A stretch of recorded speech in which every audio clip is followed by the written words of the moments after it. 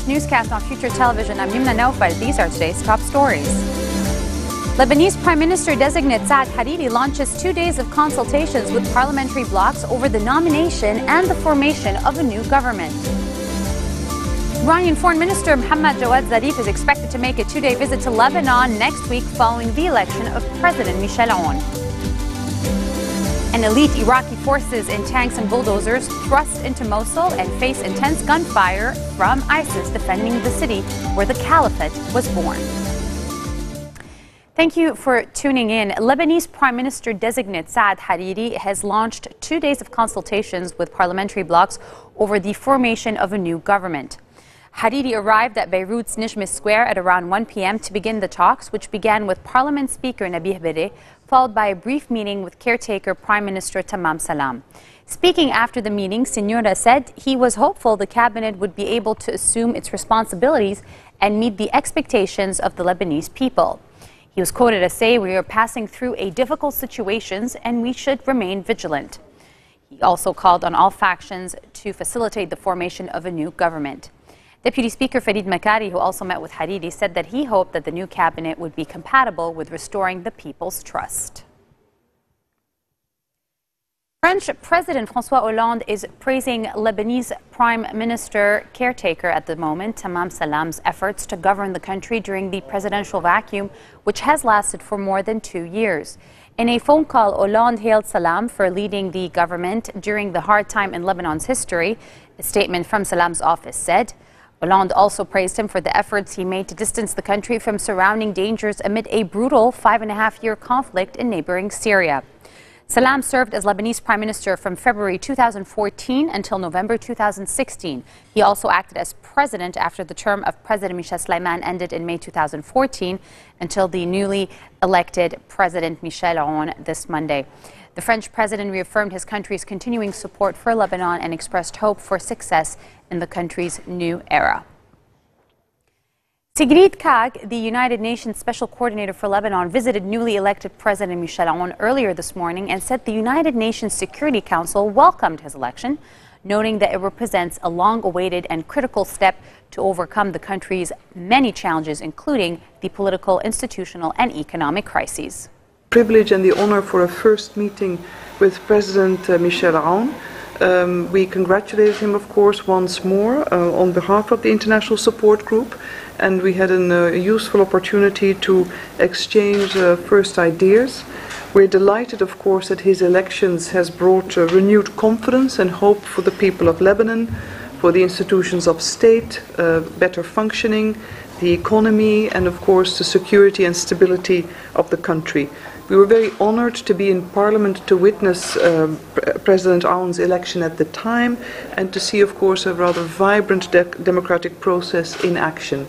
We've also expressed our hope for the timely conduct of elections, parliamentary elections next year, May 2017, and we've spoken with the President on the continued importance and criticality of shielding Lebanon from regional conflict. The impact of the Syria crisis on Lebanon, of course, is one of the issues of shared concern, and we very much agreed with the President to stay in regular dialogue with himself and Prime Minister-designate Saad Hariri to discuss ways in which the pressures on Lebanon can be alleviated, and equally so to allow us to continue to provide appropriate assistance and development support, both, of course, to Lebanon citizens, as well as the Syrian and Palestine refugees. We've had the opportunity to hand over an aide-memoire which outlines a number of the key principles of Lebanon's past and current engagement with the international community. Iranian Foreign Minister Mohammad Jawad Zarif is expected to make a 2-day visit to Lebanon next week following the election of President Michel Aoun. The media office of the Iranian embassy in Beirut told the Daily Star that Zarif will be in Lebanon Monday and Tuesday without giving further details. According to the Lebanese daily Ad-Diyar, Zarif will be congratulating Aoun over his election and reaffirming Iran's support for the country's new era. Iran's top diplomat last visited Lebanon in August of 2015 as part of a regional tour. Lebanon on Monday ended a 2.5-year presidential vacuum with the election of Michel Aoun as the country's 13th president. Earlier this week, Iranian Parliament Speaker Ali Larijani expressed his country's desire to offer Lebanon all the help and support it needed.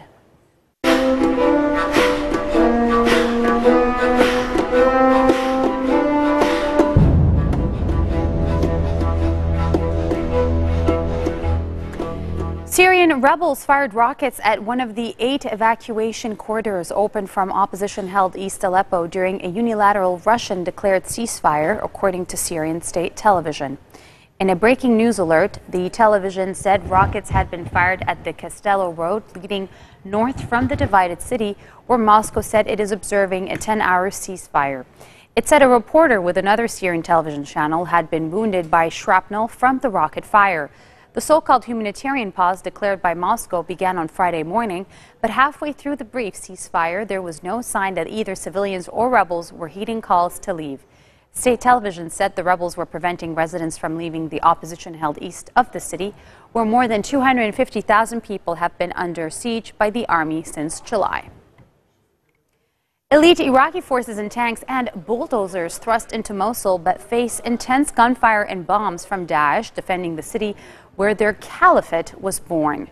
Soldiers of the counter-terrorism service pushed into the eastern neighborhood of Al-Karama, the first significant incursion into the city since a broad offensive to retake it began on October 17th.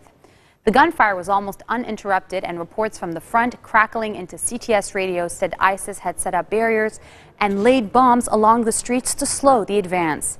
Airstrikes by the U.S.-led coalition have intensified over the past 2 days to prepare for the advance, despite the smoke from burning tires set on fire by Daesh in a bid to provide cover.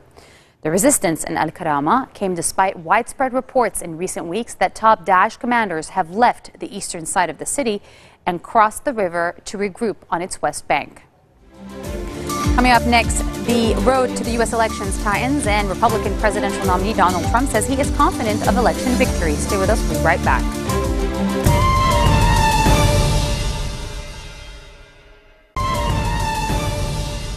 Welcome back. Turkish police detained almost a dozen MPs from the country's main pro-Kurdish party, including its 2 co-leaders, as 8 people were killed in a deadly car bombing blamed on Kurdish militants. People's Democratic Party co-leaders Selahattin Demirtas and Figen Yüksekdag appeared before judges in the city of Diyarbakir, who would decide whether to remand them in custody. The state-run Anadolu news agency said as the hearings got underway that a blast by the outlawed Kurdistan Workers' Party struck outside a police station nearby in the Baglar district of Diyarbakir, Turkey's main majority Kurdish city. 8 people were killed, including 2 police, and over 100 wounded. This is according to Prime Minister Binali Yildirim's announcement, updating on an earlier toll, saying that the PKK had again showed its uglier side. Mae Wiggins, a retired African-American nurse who says she was denied housing by the Trump Corporation decades ago because of her race, became emotional before introducing Democratic presidential nominee Hillary Clinton during a rally in North Carolina. The Trumps just turned me away because of the color of my skin. And they had done the same thing to many others.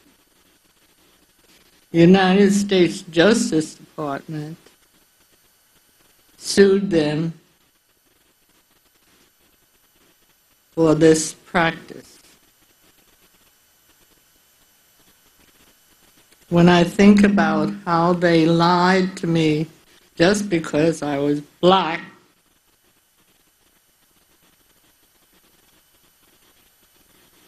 I still feel the anger. I can't share this experience with you without the pain.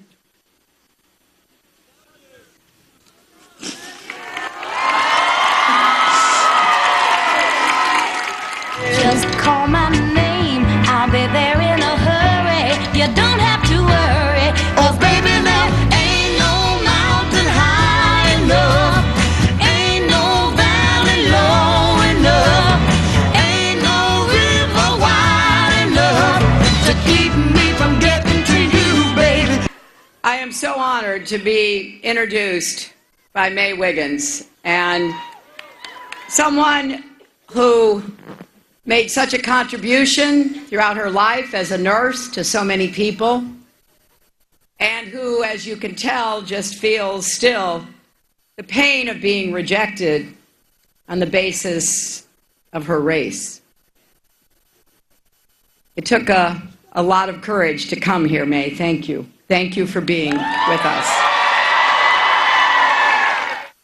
I've got to say, I was in Arizona last night and had a great rally there. I don't know, 15, 16,000 people. It was just extraordinary.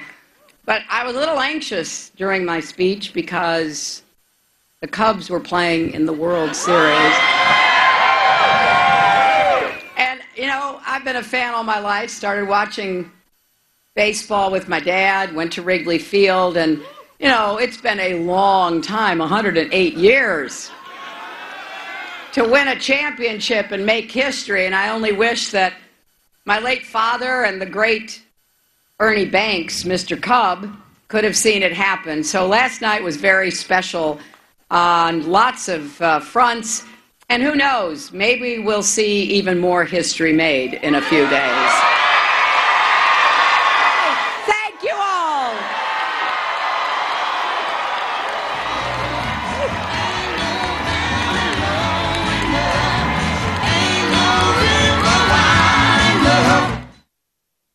Republican presidential nominee Donald Trump is confident in election victory as he urges his supporters to go out and vote during a campaign rally in North Carolina as well.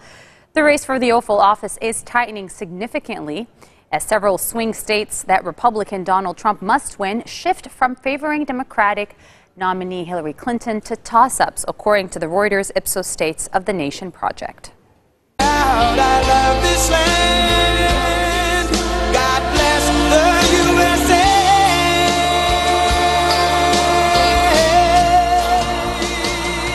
That I'm proud to be an American, where at least Who is going to be voting on Tuesday?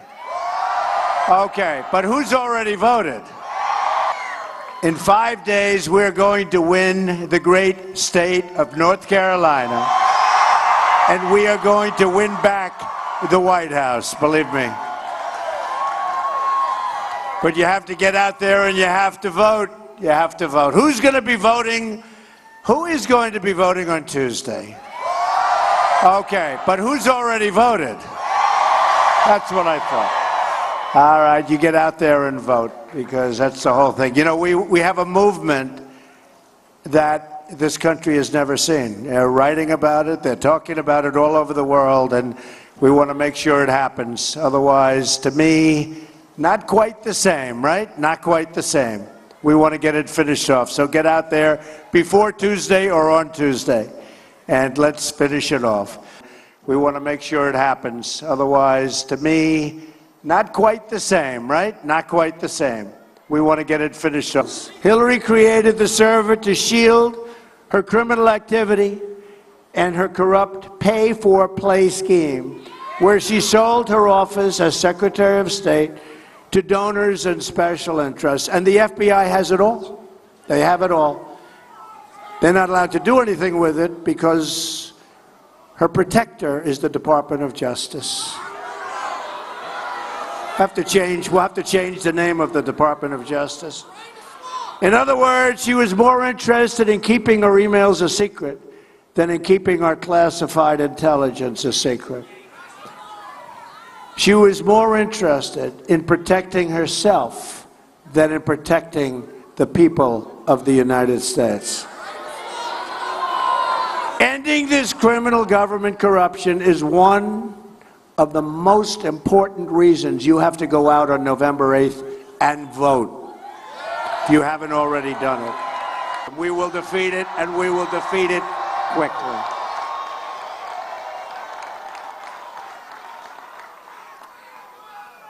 And we will make America great again. God bless you, everybody. Special people. You are special people. God bless you. Get out and vote.